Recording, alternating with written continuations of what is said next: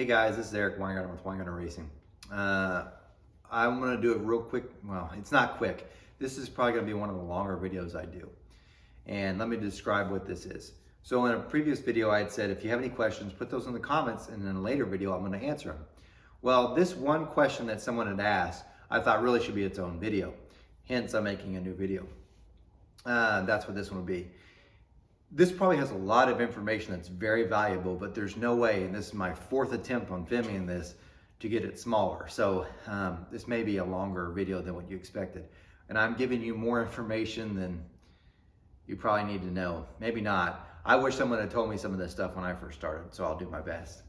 But anyway, I'm just letting you know. Also, if you see that I get kind of animated or I'm wiping myself off, I just got done grinding for a little bit. But if you see myself getting animated, it's because my face shows emotion easily. I'm the reverse of the people that can be stone cold. I can't hide things. So if it looks that way, it's not because necessarily I'm angry or anything. Sometimes I am, but it's just the way it is. I'm just letting you know. So here's the question. It came from Rodzilla Garage. He asked, how did you start your business? What tools, knowledge did you have back then? Well, you asked a great question, and Rodzilla, please don't think I'm trying to be disrespectful in any way whenever you ask this question, or if that I'm angry with you. I'm just giving you more information, period. I actually love your question. It's a really great one, and I've been dying to answer this one. So we'll start off with the first one. How did you start your business? The biggest thing is, I was porting for a long time, but I was doing it unofficially, like maybe most of you might be doing. And about 2007, when I entered the Engine Master competition, we got put in the magazine, and then it got more publicity, more business came in.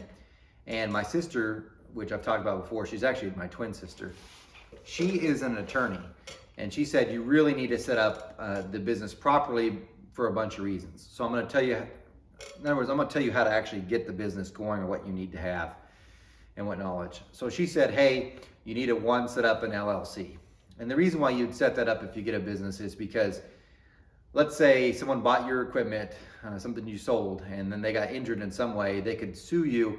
And if they were to win that litigation, they could take all your personal property. Now, if you have an LLC, the only thing they could take is anything within the business. So your personal stuff is protected. That's the reason why you get it.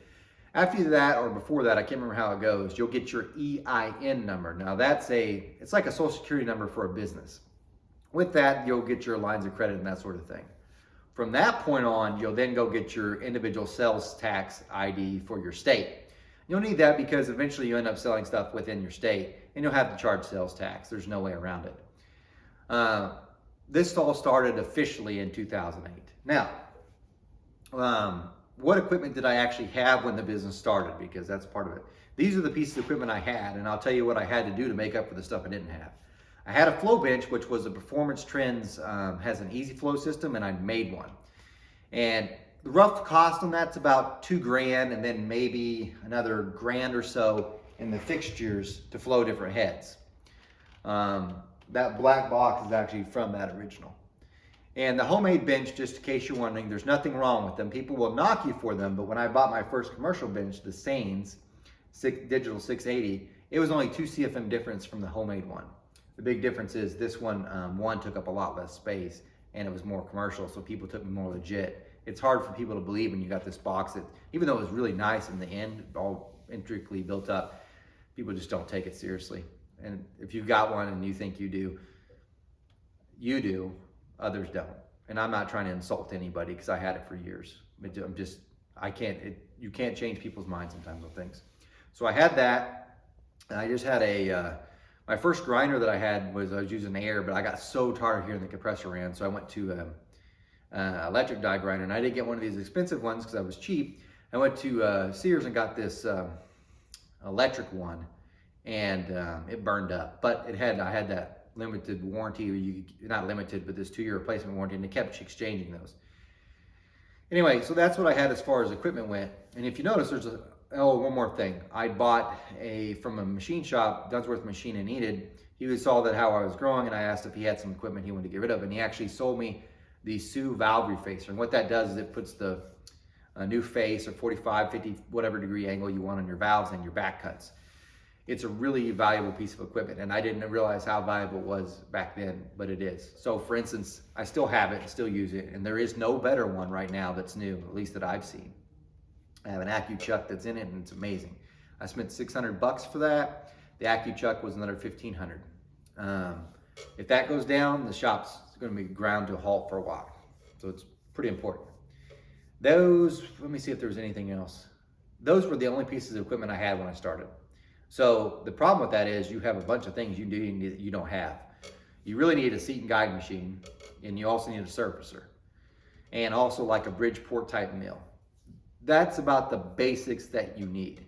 Now, of course, at the beginning I didn't. So what I would do is for valve jobs, I would outsource them. And for instance, one of the guys that's a porter in this area, actually lives in Collinville. His name's Steve Forrest, and I hope he doesn't mind me mentioning his name. He's a badass. He's a really, really great head porter. And I mean that. Real knows real. He's real good. Anyway, he didn't have a flow bench at the time, but I did, so he was using mine. And I was asking him who was cutting your valve jobs. And I'm going to stop and pause for a little bit of a second to say why it's important to have your valve jobs cut.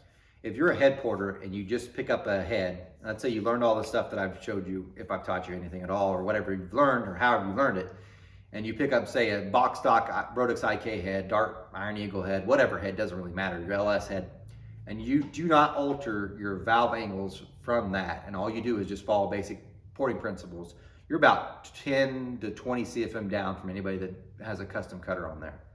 Because when I often say I'm going to do the valve job too, people are like, no, the valve job's good, I just had it done. You might have it done and it might seal, but it won't flow more. That valve job is critical for flow.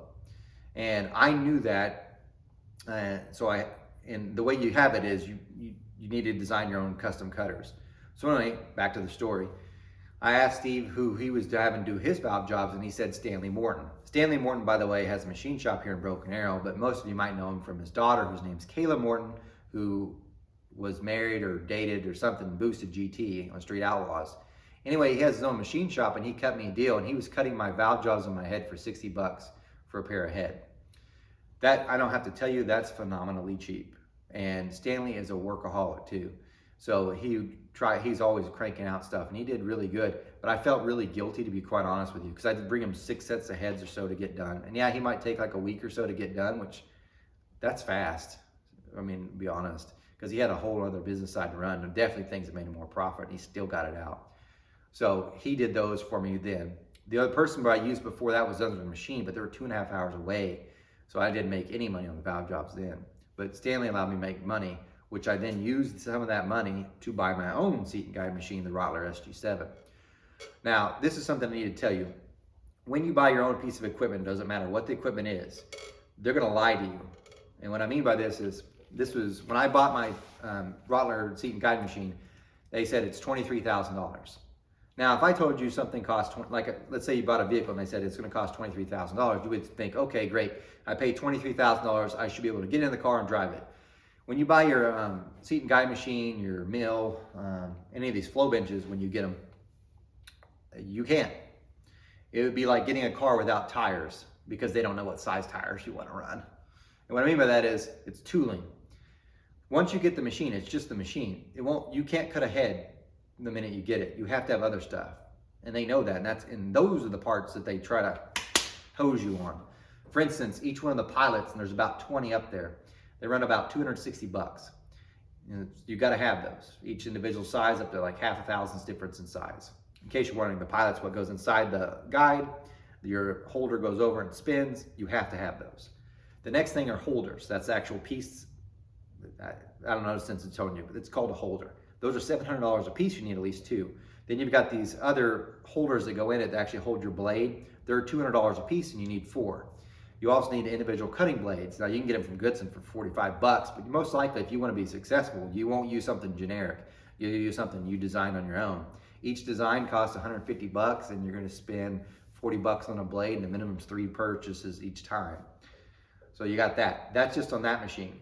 I've already talked about this before, but when you get a flow bench, it stops here. You have nothing here. You can't flow ahead. You can't. You can't. Because they don't know what you're going to do with it. I don't know. And by the way, it doesn't matter. Every manufacturer's that way. So you're going to have I think I've got about $5,000 in tooling for this. So this bench right now is 17,500. I think the Sanes is like 15,000. So when I went to the commercial bench, I think I only, back in those days, it was like $9,000 when I bought the Sanes. I'm probably saying this name wrong. No one ever says it right. So you're gonna have about $9,000, and then cheapest out, you're gonna get maybe $2,000 in this setup. Because besides this, you're also gonna wanna buy something that opens the valve. Now, there's cheaper ways to get around it. You can make your own, but you'll wanna do something like that. So that's the tooling costs. Now, so kind of going there, bought the seat and guide machine. And by the way, the seat and guide machine is the only piece of equipment in this entire shop that makes it money on itself, period. And what I mean by that is these flow benches, 17,000 to 9,000. If someone wants me to flow their head, they usually want one cylinder float, it's 30 bucks. In an average month, I might, and this is a good month, you'd see 1 to 2 people that want me to flow their heads. So I made 60 bucks for the month on a machine that cost 17,500 plus the tooling, like the fixtures and all that. So way more than that. You're never making your money back. The only way this works is you've got to port heads. So the porting of the heads makes money that may hopefully pays for this. The seat and guide machine, on the other hand, and by the way, yeah, we'll just do that. Seat and guide machine, $250 to do a valve job. And I get 1 or 2 a week easy. And so that actually kind of pays for itself eventually. Now, the next piece of equipment that you need is a surfacer. And that was the last thing I bought because, again, I was outsourcing that too. I was having Lacito's Machine Shop here in Tulsa cut them. They're charging me $100 and I charge a customer $110. So $10 seems like you made 10 bucks. Not really. By the time you do drive time and stuff and gas, you lost money. So, but you have to offer it. That piece of equipment is $40,000. However, it took the least amount of tooling. It does not pay for itself. It can, maybe, if I had more of those come in. If I was doing factory type rebuild stuff, it probably would. Not on this performance stuff. So what I mean is, that machine costs almost double what the seat and guide machine is. I'll get $150 to desurface a set of heads. You can see where I'm going. It's going to take twice as long compared to the the seat and guide machine. So there's what you need to know. You need a Bridgeport type machine because there's always something you've got to cut out or mill or do something with. Have to. I bought this one for like $2,800. It's a smaller one. It's not one of the bigger ones. So it does. All I use it for is intake manifolds, but it does what it needs to do. But you got to have that too. And then of course you got your valve refacer. I spent $600 plus a $1,500 deal. If you get them new now, they're $10,000. So there's that. Now you asked what knowledge I had when I started. The way I learned porting went like this. It started off with some dad telling me some things, and then I got some books. And the first books I got were actually from David Visor, this is a little ironic story to this, and I'm not making this up. I don't know if he even watches my videos. I hope he doesn't think I'm insulting him when I'm about to say some of the stuff too. But when I got started, I was reading his books, and I actually, this is before the internet. I was reading the back of the books, and I tried so hard to get I got a hold of the publisher to try to get a hold of him to see if I could ask him questions. And they, of course, wouldn't give me his address to send a letter or anything, which I understand.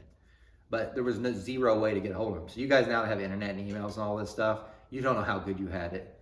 So anyway, but I was using whatever I learned from his books, and those were all good until I got my own flow bench.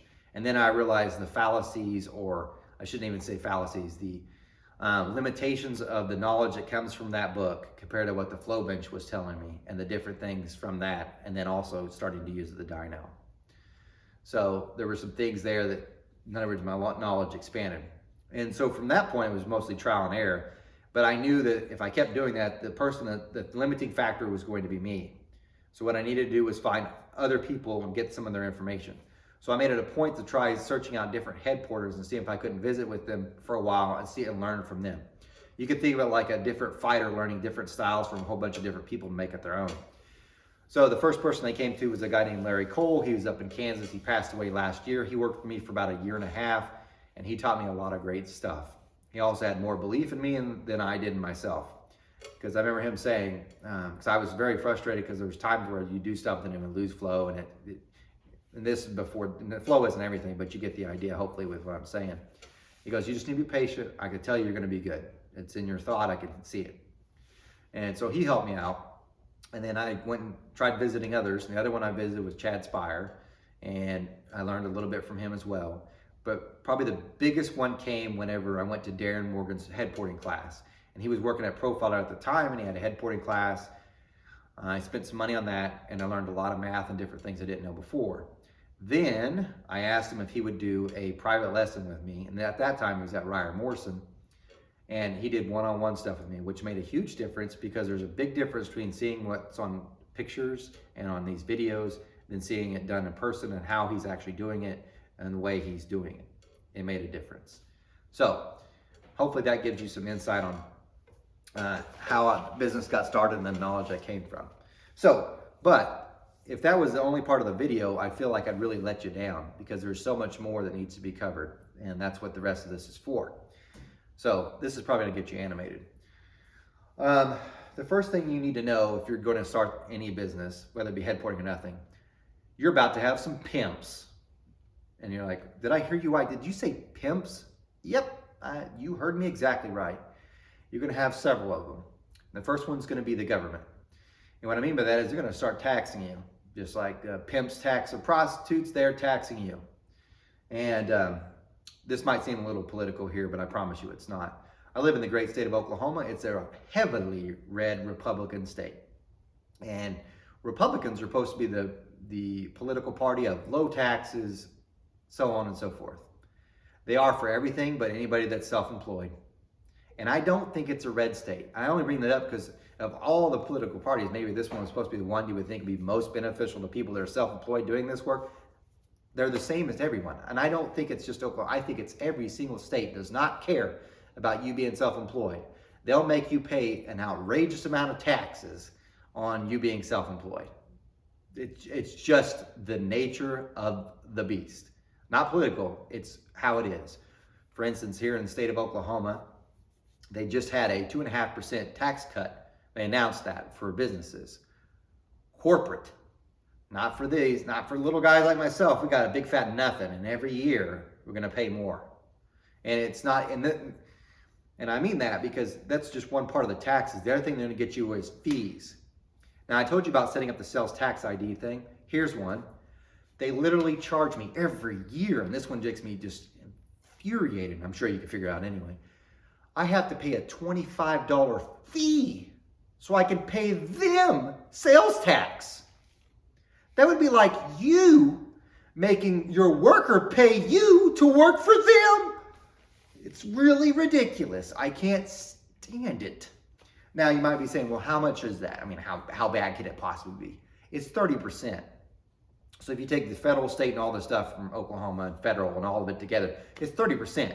That pimp takes 30%. That's part of the taxes. That's one part. Part two is this. In Oklahoma, and I'm sure other states do this too, they're going to charge you sales tax on this, everything you bought. You're like, no, they won't. This, sales tax, sales tax, sales tax, sales tax. So I just told you about 100 grand worth of stuff that's sitting here in the shop, that's machine shop. Everything had to pay sales tax on that. The average sales tax rate for Tulsa area is 9.5%. That's right. But you're like, well, it's not, I mean, that sucks. So that if you're like, well, you only got to pay it once, you know, whatever. No. If that was the only taxes, I would still be mad, but I am mad more about this one. I have to pay property tax on every piece of equipment, every socket in this shop, every year. So if you're a consumer yourself, before you became a business and you bought a socket set, you paid sales tax, you never paid property tax. Now, of course, each state says you're supposed to. By the way, I should point out before someone does legal thing, these are all my opinions, and you could take them for whatever they're worth, but these are just opinions, don't take them as facts. Now I'm done with the political side. But anyway, if you buy your sockets yourself, an individual, you're supposed to report a property tax. As a business, you're required. So all this stuff I'm paying property tax on. So besides the income tax, 30%, the sales tax for buying anything, you then pay property tax forever on every piece of equipment that's in the shop. Welcome to being a business. You need to hear that. Now, someone's going to say, you can get away with a 30% thing, just write off your stuff. Then you don't have to pay any tax. You're absolutely correct. In case you're wondering what that means. Let's say you made $100,000. Buy $100,000 worth of stuff, you made no profit, and you ain't paying that 30%. That works great until you ever try getting a home loan or anything else, or a business loan, because they're going to ask to see your financials, and you're going to be like, I want a house, and I'm going to want a $200,000 home. They're like, all right, great. We need to see your income, or let's say you want a business loan. Doesn't matter. Yes, we need to see your profits. Oh, it turns out here you've only made $5,000. Yeah. No, I made more than that. I bought this new truck. I got my new boat. I got all this equipment, come on, man. They're gonna be like, no, you just showed an income of $5,000. You can't qualify for a house. You see what I mean? So yeah, you can if you never want to get a loan. So anyway, that's one pimp. It was just the tax part. The next one's insurance. You see, insurance you also have to pay for, because I didn't have the money up front to buy any of these pieces of equipment.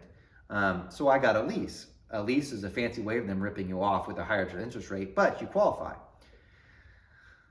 Anyway, I did make quite a bit, though, down payment, so it wasn't as bad. Because you get a leased piece of equipment, you have to have insurance on the equipment. So for instance, the seat and guide machine, I have to have insurance on it. They're going to hose you on that insurance. What do you mean? I paid more for the insurance on that seat and guide machine than I did on the insurance on the car that my wife drives. My wife is from Kuwait. Kuwait drivers can't drive. They're horrible. So what I mean by that is her car is way more likely to get totaled and destroyed, especially because there's other Kuwait drivers that are also driving that can wreck into her.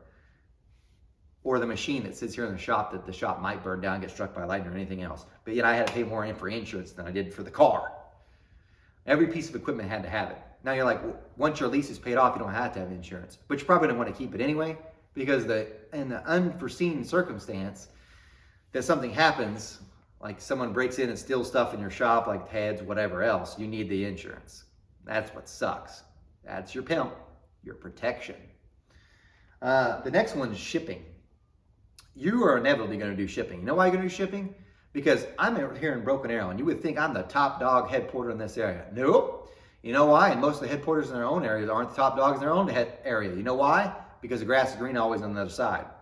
People always believe somewhere else it's probably better. And it might be, because there's a lot of places that just don't have anybody good. Regardless, you're going to end up shipping stuff. Shippers have a way of screwing you too, because so many companies out there don't do anything besides whore the market, which means they're happy to make 1 or 2% profit on a product and give free shipping away. Meanwhile, you're like, I can't afford that. I've got to pay all these other pimps. So you're going to try to charge an actual amount. People can get frustrated and like, I can get it cheaper from X, Y, and Z, and they've got free shipping. Cool, great, awesome. I can't do that.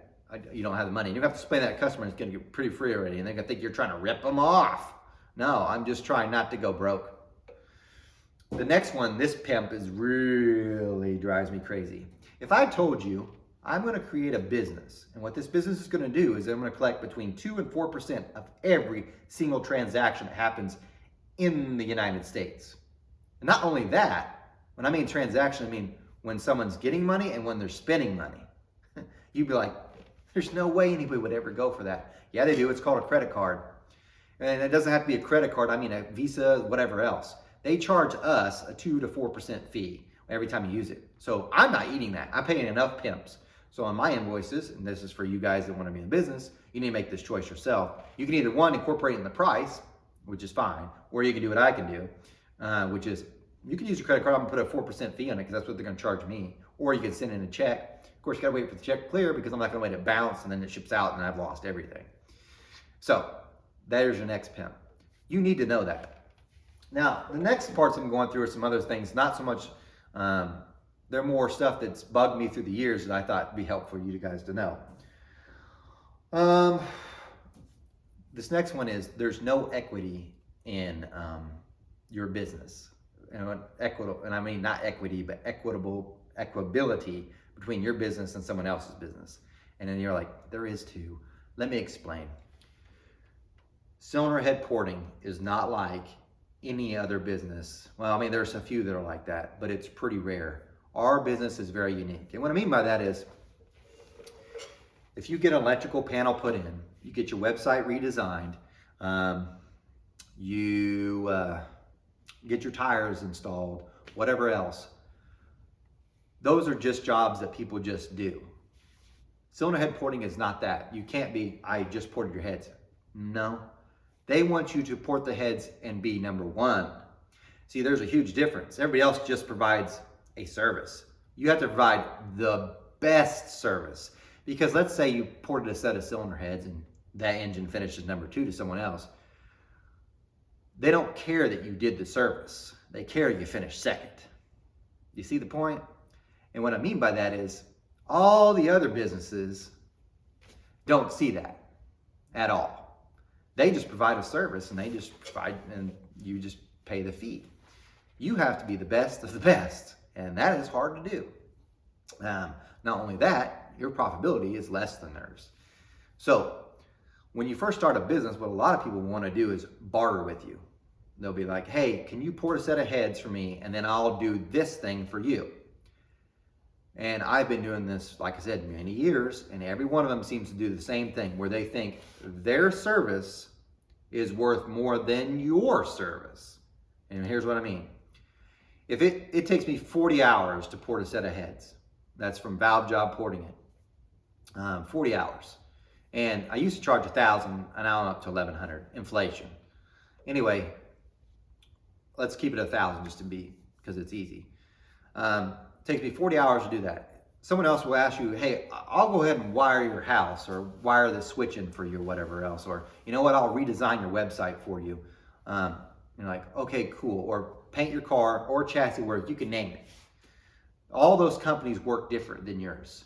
Everyone I just almost listed, they're by the hour and not by the job.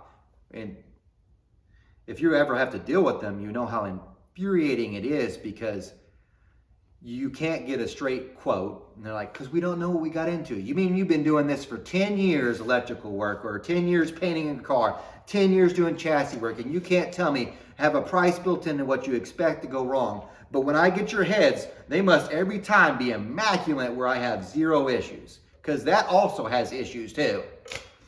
But what will happen is, they will say, you know what?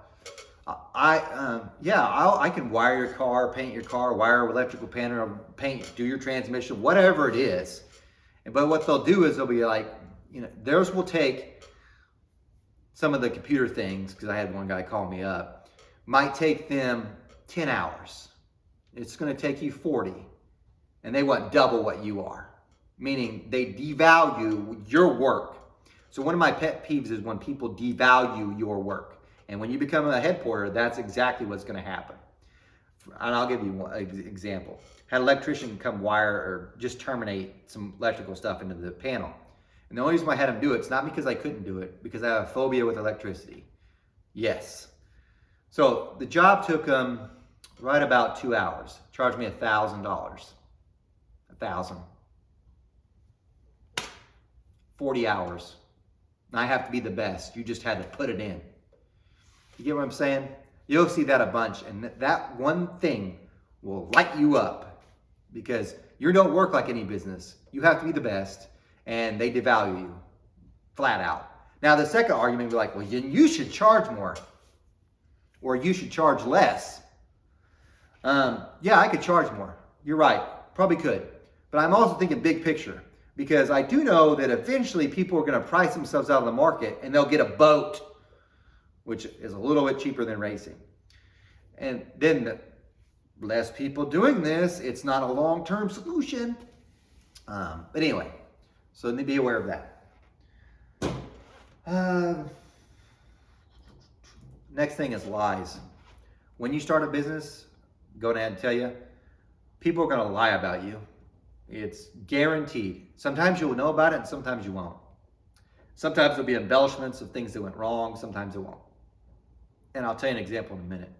But some people just want to bash people. That's their goal in life, is just to trash people. And it doesn't matter. It doesn't have to be you. You could be the best at what you do and people are still bashing you. I don't care who it is. Guaranteed. You kind of got to deal with those things. So here's your example. So there's this guy that's been banned on just about every forum imaginable. And bracket racer. Not that anything against bracket racers, but I just mentioned it because you would probably already know who it is. So about a month ago, a guy messaged me that races at the track. I've never done business with him, but I know who he is. He's a good bracket racer here. And he said, hey, did you beg to port this manifold for this one guy? I said, I didn't beg him. I mean, I offered to port a manifold for him, but that's been like 10 years ago. Remember, this post just popped up a month ago. He goes, well, no, he said you begged him to do it. And that he turned you down because you weren't good enough. I was like, huh, really? Can you send me the post? And he sent me the post, and it's exactly what it said. You want to know what really happened? This guy who's been banned on every forum, and most of his posts got deleted, so you can't even look it up to prove how much of a liar he is. Here's what he said. He was on a forum, and he had said, none of these internet head porters can do anything good. I'll make a bet with any of them. I will pay you 4 times what you charge to port a manifold if you can make me go a tenth faster. Me. I'll be your huckleberry. If that's begging, no, that's calling you out on a bet. Anyway, he gets in contact. He keeps putting me off, so I finally just gave up. Squelched him the bet. So who's the liar? That's one example. So, and those come and go. The ones you'll also get is you'll have, beware of this, you'll have someone that will have lied about another company coming to you. And really what they're doing is the other company fired them. And you're like, what? Yes, you need to fire customers. If you ever get worried about whether a customer is telling you the truth or not, let them go. Trust me, it'll be way ahead. If you, in the beginning phases, if something bothers you, walk away. So a lot of people come from other shops. You could be their hero, or in most of the cases, this is it. They've gotten problems with the other one because of something they did, not what the other company did. And they want you to fix those problems. And then they're still going to blame you if they go wrong too. So that happens a lot. And they'll lie on you regardless. Like you can have out a perfect piece of equipment and they'll mess it up and then blame it on you. One of the favorite things is I've sold heads to people and then they modify them and then they fail and then it's my fault, even though it didn't leave the shop that way. That happens. Next thing to keep in mind too is don't be afraid to fire customers. I just said that, but those will happen where it's okay to walk away from a customer. Oh, back to this. I forgot to mention this. On that lies thing, I didn't even post on that comments or whatever that guy lied. You want to know why? And this is a big tip to teach you. Don't respond to people who are like that. Because if it's not somebody you want to have a conversation with, there's no sense in responding. You're not going to change their mind. You're just making the problem go on longer. So people are going to believe whatever they believe anyway. Next thing, you need to have a savings account. And the reason why you got to have a savings account for the business is because eventually you are going to make a mistake and you're going to have to pay for it. And it's going to cost you some money. So make sure you have a business savings account. Also, you need to have an accountant because that goes back to the profit loss thing because you can need to show that whenever you finally ever get a loan or whatever. So make sure you get an accountant. I wrote this stuff down so I wouldn't remember, huh? Last thing. Never bash another company. And I don't care how bad that other company is. Even if you know they're horrible, don't bash them. And so for instance, let's say you know another company is doing everything possibly wrong and they're bashing you. Don't bash them. The reason why is because a customer will twist your words and use it against you on somebody else. And then that comes back on you. It's not worth it. Let them figure out on their own. Because usually what will happen is they'll make a mistake. They'll believe that other person, even though you know that it's wrong, but you didn't bash them. Like, I could talk about this, and this is the reason why this works, and this works, and this works, but don't bash that company. Because what will happen is eventually they're going to go to that other company because maybe they're a better salesman for whatever reason or anything like that. And then they're not going to do very well or something goes wrong, and they'll come back to you asking how to fix it. And in that case, maybe it isn't. But whatever you do, don't bash them. It isn't worth it. It's almost like when kids play parents against parents, that happens too. So anyway, there's that. I'm really trying not to forget anything, even though I know this is long and I wrote some of this down. This is the 4th time to film it. This is the weirdest thing ever. The other thing that you need to be aware of is it's business lies. Here's what I mean. I've been in this business for a while, and from this time, at least 5 people, 4 people, but 5 we'll talk about in a minute. 4 people have said they're going to give me a CNC machine. You know, I want to, 3 of them for sure have been like, hey, let's partner up together. You could take part of the profits on the CNC machine. You do all the work, we'll get your CNC machine, we'll set it up and get you running. And I was like, okay, sounds great. Never came through.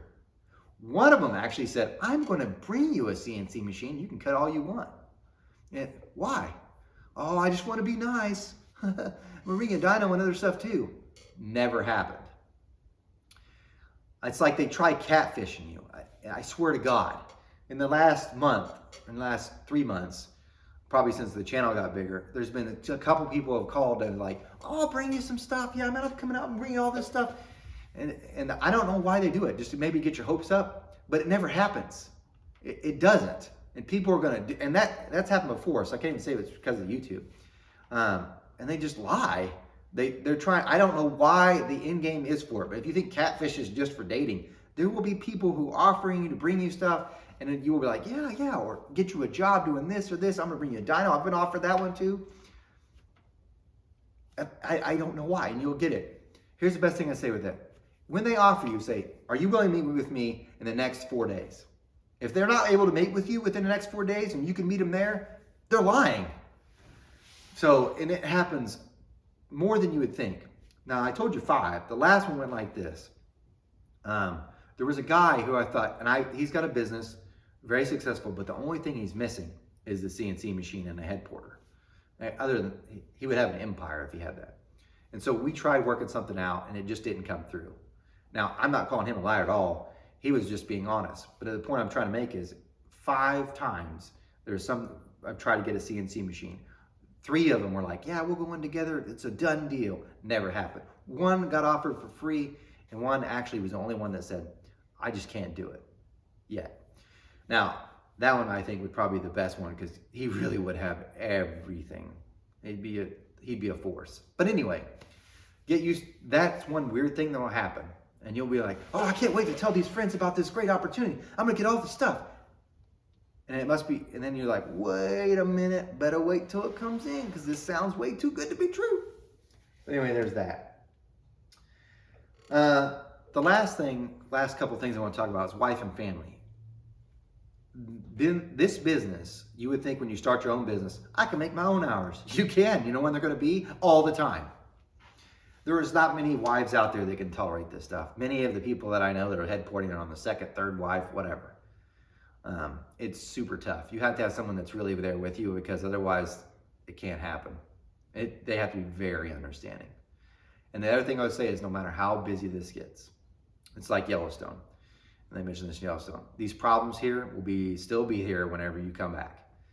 Never give up time with your kids. So for instance, I'm swamped right now, dying. I'm spending way too much time making this own video, but I thought, why not? I will not miss one of my kids' swim things for this. No. When he was younger, my parents said, you're going to regret the time you didn't spend with him. And I was like, whatever, I got plenty of time. They were right. He's going to turn 15 in like a week or so. But they were right. I wish I had more time. Wish I'd done less of this and more of that. Don't be me. And the last thing is, there are going to be companies that help you when you're starting. You need to keep those in mind from then on. For instance, I talked about Dunsworth Machine, that valve refacer. They helped me out with so much stuff when I first got started. They're the first company that actually helped me with anything. And when I talked about I don't port cast iron, the only person I'll port cast iron for, besides Richard Holder, just because he asked, is Dunsworth Machine Shop. Because if he asked a favor, I'll be there because he gave me tons. So you got to remember the people that helped you along the way, and you help them back. Now, I know this video is a bit longer, and I promise I'll answer some of the other questions, but I'm going to make them a bunch shorter and a bunch of different videos. So thanks for sticking around to watch all this. Hopefully you got something out of it, and you guys take care.